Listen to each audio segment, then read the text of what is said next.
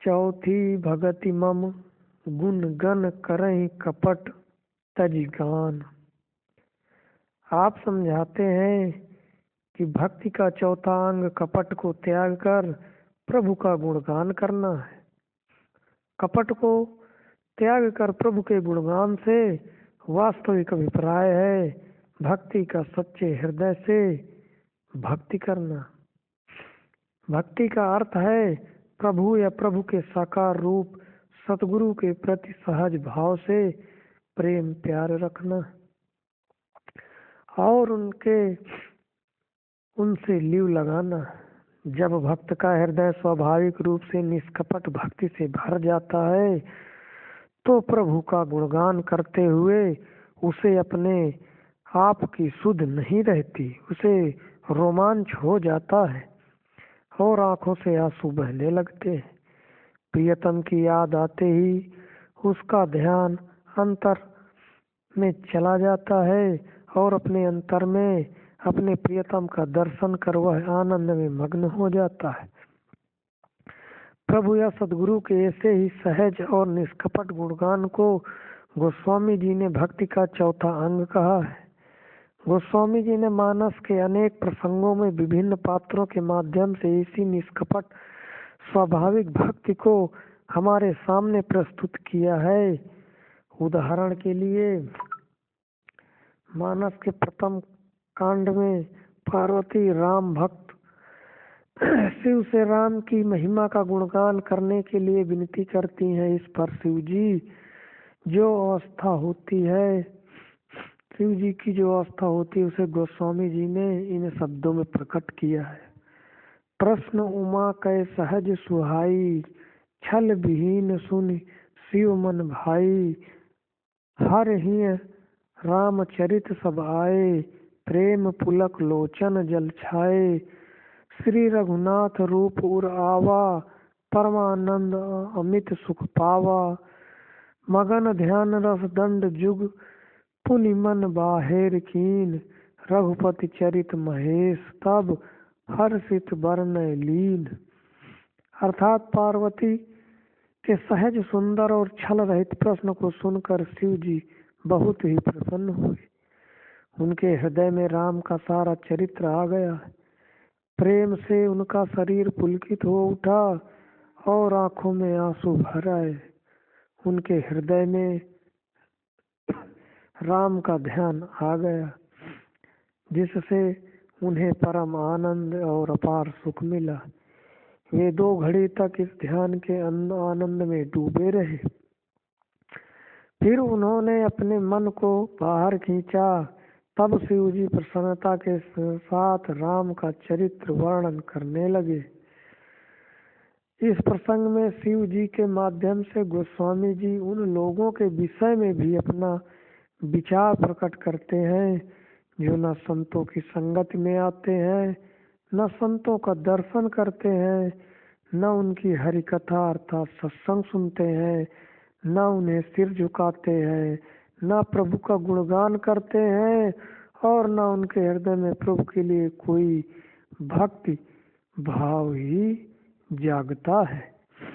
गोस्वामी जी कहते हैं, जिन हरि कथा सुनी नहीं काना, श्रवण रंध अहि भवन समाना। नयनन संत दर्शन नहीं देखा, लोचन मोर पंख कर लेखा। ते सिर कटु तुम्बरि समतूला, जे न नमत हरि गुरुपद मूला। जिन हरि भगत हृदय नहीं आनी, जीव सब समान ते प्राणी।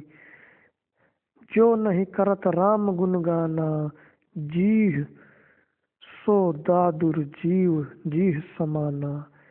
कुलिस कठोर निठुर सोई छाती, सुनी हरि चरित न जो हरि साथी। अर्थात जिन्होंने अपने कानों से संतों का सत्संग हरि कथा नहीं सुना, उनके कानों के सुराग सांप के बिल के समान है। जिन्होंने अपनी आंखों से संतों के दर्शन नहीं किए, उनकी आंखें मोर के पंखों पर दिखने वाली नकली आंखों के समान है। वे सिर कड़वी तुमड़ी के समान हैं जो प्रभु रूप गुरु के चरणों में नहीं झुकते। जिनके हृदय में प्रभु की भक्ति का प्रवेश नहीं हुआ वे मनुष्य जीते जी मुर्दे के समान है। जो जीभ प्रभु राम का गुणगान नहीं करती और मेढक की जीभ के समान व्यर्थ ही शोर मचाने वाली है। वह हृदय वज्र के समान कठोर और निष्ठुर है जो प्रभु के चरित्र को सुनकर भी आनंदित नहीं होता। सच्चे भक्त के हृदय में अपने प्रभु के प्रति कितना गहरा और निष्कपट प्रेम और प्यार होता है, उनके दर्शन के लिए वह कितना लालायित रहता है तथा किस प्रकार प्रभु के दर्शन की आशा में प्रभु का गुणगान करते हुए उसका हृदय खुशी से नाच उठता है और प्रभु का दर्शन पाकर वह किस प्रकार ध्यान मग्न हो प्रभु का आंतरिक दर्शन प्राप्त करता है। उसकी एक सुंदर झांकी गोस्वामी जी ने मानस में तीसरे कांड में दी है, जहां उन्होंने राम वनवास के समय राम भक्त सुतीक्ष्ण अगस्त मुनि के शिष्य तीर्थ के राम से मिलने का वर्णन किया है। वे कहते हैं, मुनि अगस्त कर शिष्य सुजाना नाम सुतीक्ष्ण रति भगवाना मन कर्म वचन राम पद सेवक सपने हुआन भरोस न देवक प्रभु आगवन श्रवण सुति सुनि पावा करत मनोरथ आतुर धावा हे विधि दीन बंधु रघुराया मोह से सठ कर करही दाया निर्भर प्रेम मगन मुहि मुनि ज्ञानी कही न जाए सो दशा भवानी दिशि अरु विदिशि पंथ नहीं सूझा को मैल चले न कहाँ नहीं बूझा कबहुक फिरी पाछे पुनि जाई कबहुक नृत्य करे गुण गाई। अर्थात मुनि अगस्त के सुतीक्ष्ण नामक के ज्ञानी शिष्य थे जिनका प्रभु राम में प्रेम था। वे मन वचन और कर्म से राम के चरणों के सेवक थे। उन्हें स्वप्न में भी किसी दूसरे देवता का भरोसा नहीं था। जेहू उन्होंने प्रभु राम के आगमन का समाचार अपने कानों से सुना त्यों ही वे अनेक प्रकार की अभिलाषा करते हुए अधीर होकर दौड़ पड़े।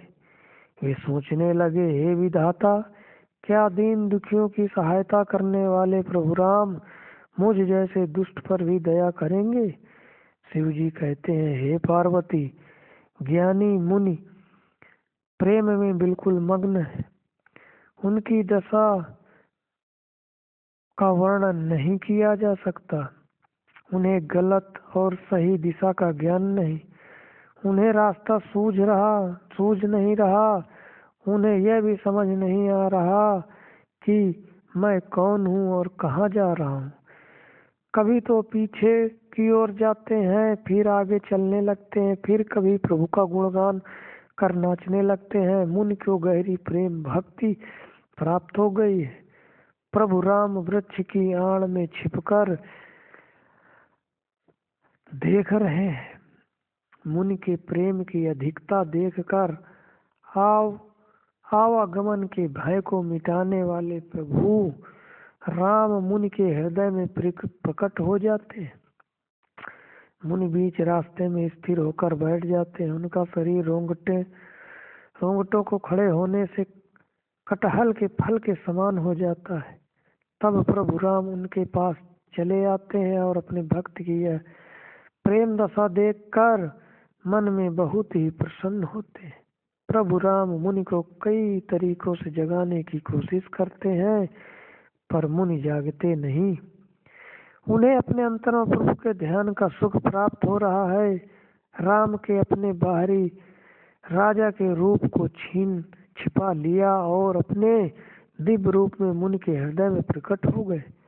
तब राम के बाहरी रूप को न देखकर मुनि वैसे ही व्याकुल हो उठते हैं जैसे कोई मड़ियारा सर्प मणि के बिना व्याकुल हो उठता है। तब मुनि उनके चरणों में उसी प्रकार गिर पड़ते हैं जिस प्रकार बिना सहारे के लाठी नीचे गिर पड़ती है।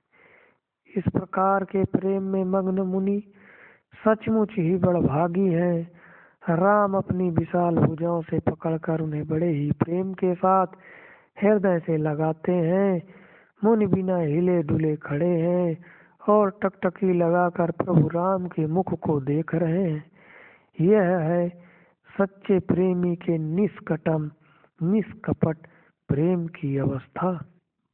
मानस के इसी कांड में स्वयं राम के माध्यम से भी गोस्वामी जी ने निष्कपट भाव से प्रभु का गुणगान करने वाले भक्त की ऐसी ही अवस्था का वर्णन किया है